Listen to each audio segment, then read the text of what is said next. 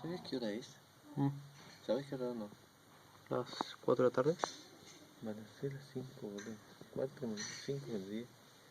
Ya está oscureciendo, está loco. Bueno, acuerdo que estamos con el vidrio y está oscuro, ¿no?